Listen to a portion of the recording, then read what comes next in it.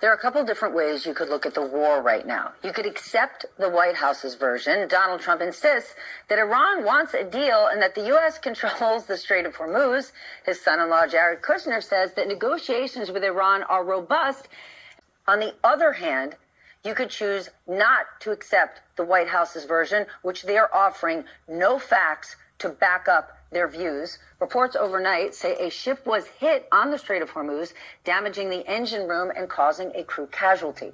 The Wall Street Journal says American officials are worried Oman could help broker a nuclear deal that is more favorable to Tehran. That is on top of its reporting that Iran is looking to now expand the war, as Trump says Tehran should put up the white flag of surrender. And the Pentagon is now admitting that a Navy destroyer was without power for 4 days last month, leaving the crew without drinkable water, meals, running toilets, or air conditioning during that period of time. The president keeps saying things like the Strait of Hormuz, it's open, everything is great, the U.S. is in control.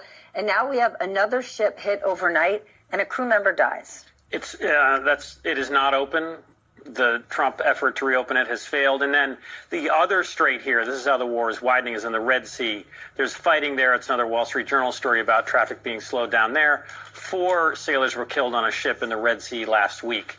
So the president's narrative, according to the sources I'm talking to, and just basic fact, is false.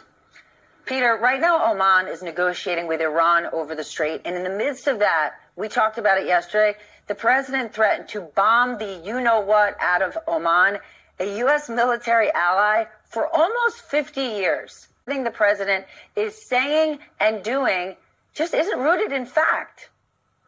Yeah, it's so striking. You're right to point that out. We've gotten so inured to a president who is willing to say and sometimes do almost anything that somehow we've lost the capacity for shock.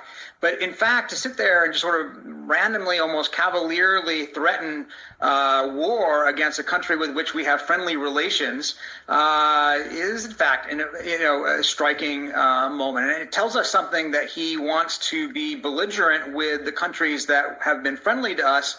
At the same time, he's once again talking about how he has such great respect for Kim Jong-un and North Korea, and he wants to stop military exercises because it's so mean to North Korea, which, by the way, has something like 60 nuclear warheads compared to 0 right now in Iran. And he says the whole point of the Iran war was to stop them from getting a nuclear weapon. Well, on his watch and on President Biden's watch, North Korea has expanded its nuclear arsenal substantially without any kind of action or, consequence from the United States. You have a president who seems to think that Kim Jong-un is his friend and Oman is not.